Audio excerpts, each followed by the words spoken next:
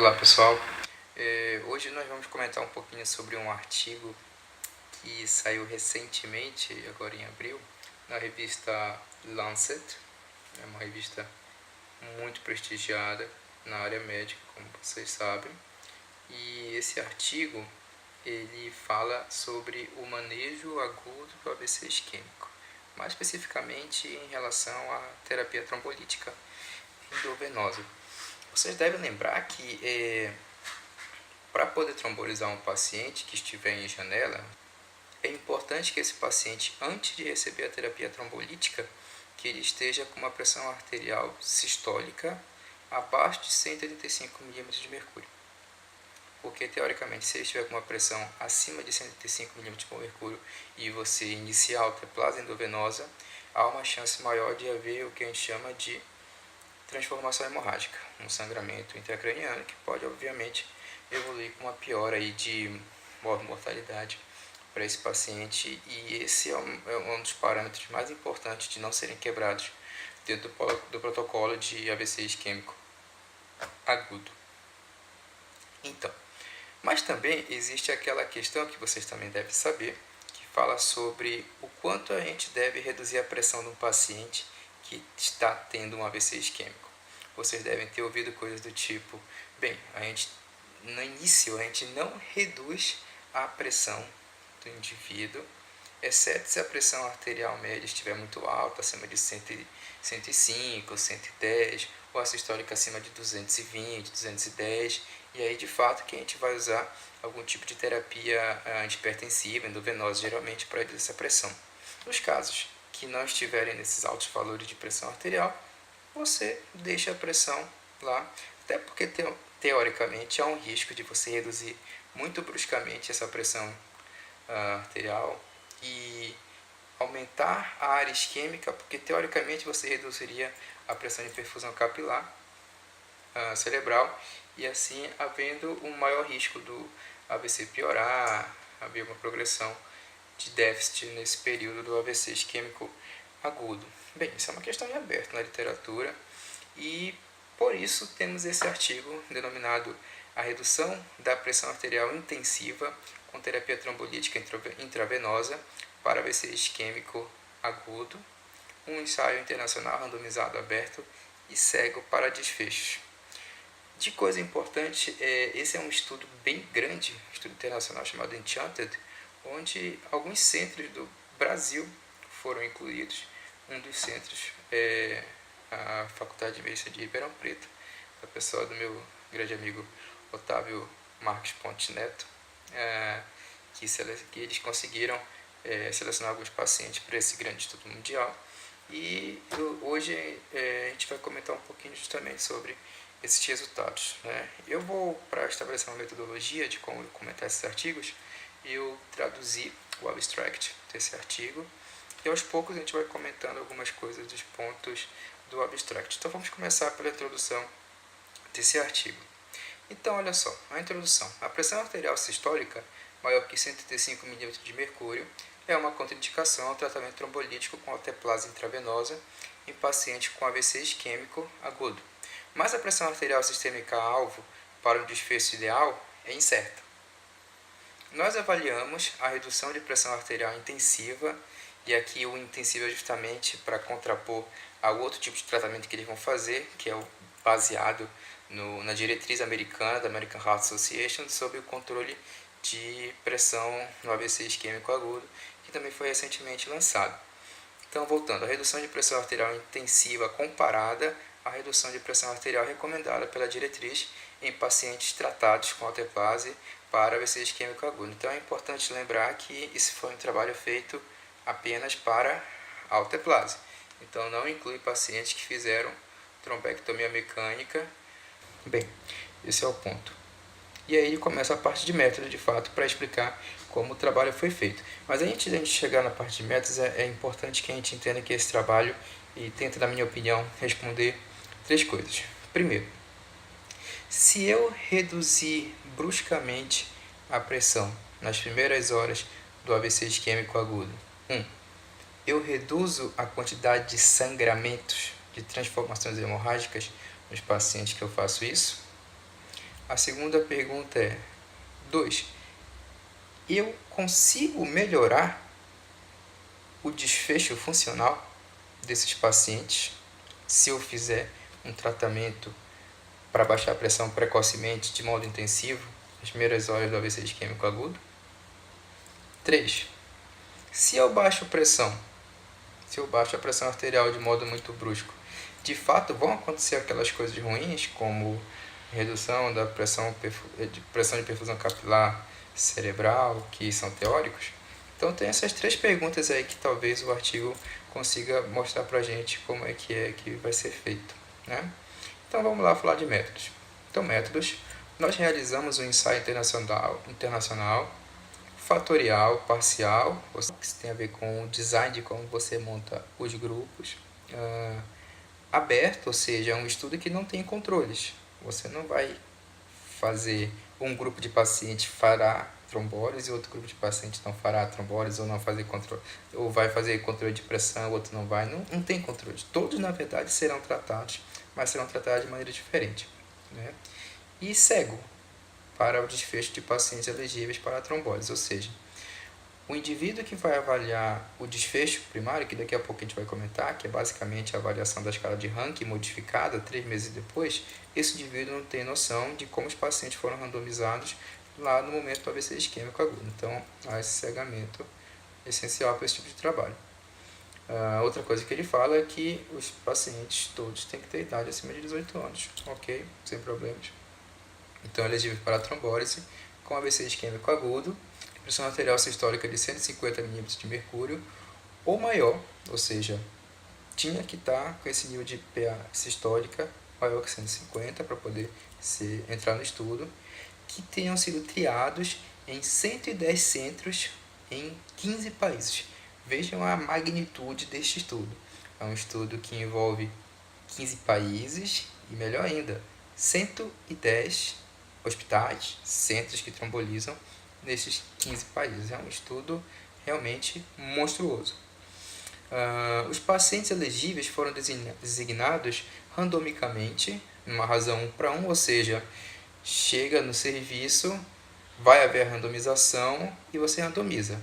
Um para grupo redução de pressão intensiva, outro para redução de pressão de acordo com a diretriz, né? E de 1:1. Então, um para intensiva, um para diretriz, um para intensiva, um para diretriz. E quem vai fazer essa randomização é um programa unificado que serve para todos os 110 centros e que vai randomizar esses indivíduos para que cada um paciente que vai entrando no estudo seja randomizado de maneira uniforme, né?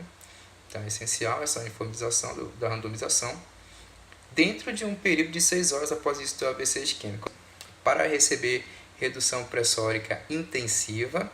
E o que a gente quer dizer com redução de pressão pressórica, redução de pressão intensiva? Uma PA sistólica alvo entre 130 mm de mercúrio a 140. Então, os indivíduos que forem entrar neste grupo, chamado intensiva, logo na randomização, eles vão ser tratados agressivamente com antihipertensivos, geralmente intravenosos, para reduzir essa pressão arterial a nível de 130, 140 milímetros de mercúrio. Tá? Então, esse é o grupo intensiva, ou redução de pressão baseada na diretriz. O que a diretriz diz? Uma pressão sistólica alvo menor do que 180, para ser mais seguro, para não bater ali no 185, menor que 180 milímetros de mercúrio. Então, esses são os nossos 2 grupos: intensiva, logo que for randomizado, baixar a pressão para nível de sistólica de 130 a 140, e o grupo diretriz, apenas deixar abaixo de 180. Você intervém apenas se a pressão vai acima de 180, como é o protocolo de AVC isquêmico agudo de trombólise. Isso durante 72 horas. Então, essa pressão ela se manterá controlada nesses níveis, nos 2 grupos, por 3 dias após a randomização. Quem é do grupo intensivo vai ter um alvo de 130 para 140 mm de mercúrio de sistólica, e quem é do grupo diretriz, uma pressão abaixo de 180. O desfecho primário é muito importante no estudo, a gente entender qual é o desfecho primário, porque todo o cálculo de amostra, todos os cálculos principais, eles são baseados em um dos desfechos. Você não pode fazer isso com todos os desfechos, então você escolhe um desfecho que é o principal, e esse estudo escolheu, desfecho primário, o estado funcional em 90 dias, medidos por mudança na escala de Rankin modificada. Então, a escala de Rankin modificada é uma escala muito usada em várias doenças neurológicas, mas principalmente em AVC. Bem, aí ele coloca: o desfecho de segurança principal foi qualquer hemorragia intracraniana. Então, aqui é outra coisa que a gente quer saber. Bem, os pacientes que a gente reduz pressão de modo mais agressivo evoluem com menos hemorragia intracraniana? Porque se evoluírem, talvez valha a pena instituir uma terapia de pressão mais intensiva, uma redução de pressão mais intensiva nos pacientes que estiverem trombolizando. Mas vejam, lá no final a gente vai ter que discutir a seguinte coisa: vale a pena apenas reduzir a taxa de hemorragia intracraniana? Mas e se não melhorar o desfecho do paciente? Se eu só reduzo sangramento, mas não melhoro o desfecho desse paciente 3 meses depois, vale a pena reduzir a pressão arterial de modo mais intensivo? É o que a gente vai ver depois. Certo. Então, continuando, a avaliação dos desfechos primários de segurança foram feitos de modo cego. Ou seja, quem avaliou, quem de fato fez as análises, não sabia quem era recrutado para qual grupo. Então, é um estudo cego em vários sentidos. As análises foram feitas com base no que ele chama de intenção de tratar, intention to treat. Né? Isso mais ou menos quer dizer que todos os pacientes que entraram no estudo entraram para a estatística. Né? Mesmo aqueles que, não conseguiram ser avaliados 3 meses depois para fazer o ranking, mesmo aqueles que tiveram algum problema e não completaram as 72 horas de observação de pressão, todos vão ser avaliados, né? Não só aqueles que fizeram todas as etapas do protocolo estabelecido, todos vão ser analisados para fazer a análise final do estudo, né? Então, isso que a gente chama de intention to treat, de intenção de tratar, também é um termo bem comum nos estudos de ensaio clínico. Certo, então vamos para os achados. Cadê? Achados. Então, olha só, entre março de 2012 e abril de 2018, né? Então, é um estudo que durou 6 anos. Mais uma vez, um estudo que envolve 110 centros durante 6 anos não é fácil de fazer. 2.227 pacientes. Gente, 2.227 pacientes foram randomicamente alocados para o grupo de tratamento. Após a exclusão de 31 pacientes por perda de termo de consentimento ou randomização errada ou duplicada, 2.156 pacientes elegíveis para alteplase com AVC isquêmico agudo foram incluídos. Então, esse é o número final. O número que a gente vai trabalhar é com 2.196 pacientes. Isso aí é uma enormidade de gente, né? E isso não está escrito aqui no abstract, mas isso está dentro do número que eles esperavam de fato para fazer o estudo, né? A amostra calculada bate com esse número que eles conseguiram. Certo, então desses 2.196 foram incluídos 1.081 para o grupo intensivo, ou seja, os pacientes que foi feita a redução de pressão de modo agressivo, 1.081 para o grupo intensivo e 1.115 para o grupo diretriz, ou seja, redução de pressão conforme as diretrizes já conhecidas, né? Um pouco maior aí o número para quem é no grupo de diretriz, mas em termos de estatísticas isso não faz muita diferença. Sendo que desses 1.466 receberam a dose padrão de alteplase intravenosa. O que isso quer dizer? Isso daí é 67% de todos os pacientes. Isso quer dizer que uma quantidade de 32% dos pacientes não receberam a dose padrão, ou seja, Pega o peso do paciente, né, faz a escalinha lá, 0,9 mg quilo, e depois você faz 10% em bolos e faz o resto em 1 hora. 32% desses pacientes receberam doses menores do que essa. Outro dado interessante, o tempo mediano entre o início do AVC isquêmico e a randomização foi de 3,3 horas.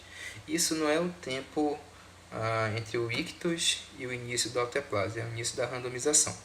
Eu até procurei esse tempo aqui, mas nas escalas aqui, nas tabelas, eu confesso que não achei o tempo entre o início do ictus e o tratamento com alteplase.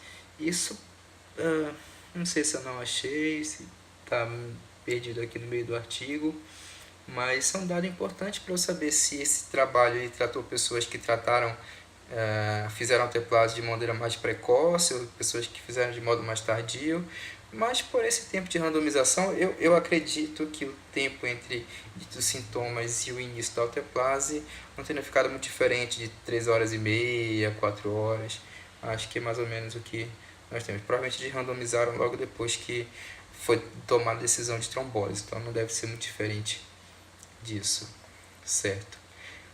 Aí continuando, a média de pressão arterial sistólica durante as primeiras 24 horas foi de 144,3 milímetros de mercúrio no grupo intensivo, ou seja, o grupo onde a gente tratou de modo mais agressivo, das primeiras 24 horas, rápida redução da pressão, esse grupo ficou com uma média de pressão sistólica das primeiras 24 horas de 144 milímetros de mercúrio.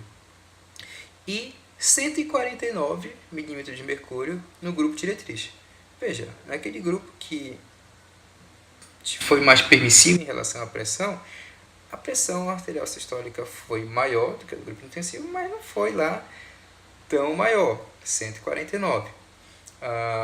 Quando eles fizeram a comparação entre as duas médias, deu diferença. Então, foi a média da pressão sistólica do grupo intensivo foi menor do que a do grupo diretriz, mas vejam que os valores não foram lá tão diferentes, né? E isso também mostra que, de certo modo, mesmo o tratamento intensivo, né, feito pelos médicos que participaram desse estudo, não deixaram a pressão sistólica naquele nível que teoricamente era o alvo, ou seja, 130, 140. Ficou levemente acima de 140, 144, né? Ok, então esse é o ponto. Foi essa redução de pressão sistólica que o grupo de tratamento principal, que é esse intensivo que a gente está discutindo, conseguiu. Os dados sobre desfecho primário estiveram disponíveis, né? Ou seja, a gente está falando do ranking modificado, né, após 3 meses, em 1.072 pacientes do grupo intensivo e 1.108 do grupo diretrizes. Isso diz que, dentro desse período do AVC isquêmico agudo até 3 meses depois, para essa reavaliação, eles perderam muito poucos pacientes, o que é bom, né? Quanto menor essa taxa de perda de paciente, mais confiável se torna o estudo, né? Outra coisa que eu queria, antes de passar para a parte dos desfechos, eu queria falar para vocês aqui, uma coisa que eu pensei na hora que estava lendo o estudo, é como era o NIH desses pacientes, né? Era um paciente de NIH alto, NIH baixo, né? Então, olha só, o grupo que fez a redução intensiva, a média, deixa eu só checar se é média ou mediana, é a média. A média foi de 7, NIH médio de 7. E do grupo que reduziu pressão conforme as diretrizes foi de 8. Ou seja, eram pacientes que tiveram AVCs não tão extensos, com déficits presentes, sem dúvida, né? Não eram AVC isquêmico minors, mas não eram também eventos graves. Então a gente pode dizer que são pacientes com AVC isquêmico leve a moderado. Olha só, o estado funcional, ou seja, a distribuição dos scores do ranking modificado em 90 dias, em 3 meses, não diferiu entre os grupos. Então aqui a gente tem um odds ratio de 1.01, quase no 1, e um P de 0,87, ou seja, a regressão logística A ordinal não mostrou que grupos diferentes influenciariam na pontuação da escala de ranking. Ou seja, reduzir pressão de modo agressivo não melhorou o desfecho dos pacientes 3 meses depois. Esse é o primeiro grande dado desse estudo. Reduzir pressão de modo intensivo não melhora desfecho após 3 meses em pacientes que recebem trombólise. Então vamos lá. Daí ele continua. Menos pacientes no grupo intensivo tiveram qualquer hemorragia intracraniana em relação ao grupo diretriz. O que ele quer dizer aqui? Que houve menos transformação hemorrágica de qualquer tipo. Grave, leve, com repercussão clínica, sem repercussão clínica, ou seja, basta ter sangramento na tomografia durante o período do estudo. Menos indivíduos tiveram sangramento no grupo que fez controle intensivo do que no grupo que fez redução conforme a diretriz, né? Aqui o odds ratio dessa regressão logística foi de 0,75 e um P de 0,01. O intervalo de confiança ficou bem afastado ali do 1, então isso foi algo confiável. Números importantes para a gente ter ideia. Então, no grupo que fez o tratamento intensivo de redução de pressão, 14,8% tiveram sangramentos intracranianos. Do grupo que fez redução de pressão conforme a diretriz, 18,7%. E isso teve diferença entre esses dois desfechos, sangramento, né?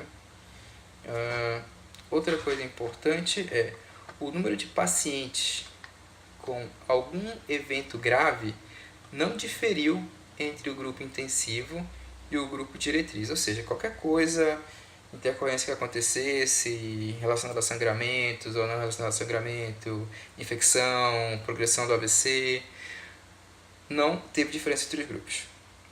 Então, até agora, o que o tratar a pressão de modo agressivo melhorou? Reduziu a quantidade de hemorragia intracraniana. Porém, não melhorou o desfecho funcional 3 meses depois e também não aumentou e nem reduziu a quantidade de eventos graves. Porque uma das coisas que a gente podia pensar é, bem, se eu baixar muito a pressão nesse paciente para 130, 140 logo no início, talvez esses pacientes evoluam mais com piora do AVC isquêmico. Não, isso não aconteceu nesse estudo, né? E além disso, eles completam com não houve evidência de uma interação entre redução da pressão sistólica intensiva com redução com a dose de alteplase em relação ao desfecho primário. Então vamos para a interpretação. Então, mesmo que a redução da pressão arterial sistólica intensiva seja segura, e ela é segura porque não aumentou a quantidade de eventos clínicos graves, né, entre os dois grupos, então é segura, a redução observada na hemorragia intracraniana, que é o grande desfecho positivo desse estudo, o fato de reduzir as hemorragias intracranianas, não levou a melhores desfechos clínicos comparados ao grupo diretriz. O que isso significa? Que, bem, reduziu a quantidade de sangramento intracraniano, mas 3 meses depois, esses pacientes estavam do mesmo jeito, funcionalmente falando.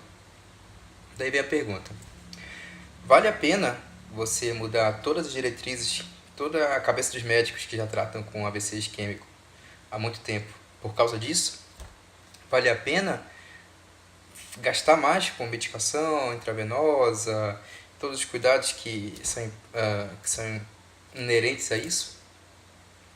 Aí os pesquisadores terminam: estes resultados podem não apoiar uma mudança maior na aplicação desse tratamento em pacientes que recebem alteplase para AVC isquêmico agudo, leve a moderado, como é o caso do estudo. Então, os próprios autores se perguntam: vale a pena mudar tudo que a gente conhece por causa desses resultados? E eles chegam à conclusão: acho que não. Baseado nesse estudo, é melhor não fazer nada com a pressão arterial nesses casos. Só se tiver a sistólica acima de 185 é que eu vou me preocupar e vou baixar. Mas também não vou ficar pensando em reduzir a pressão para 130, 140, mesmo que haja um potencial benefício na redução de deformação hemorrágica.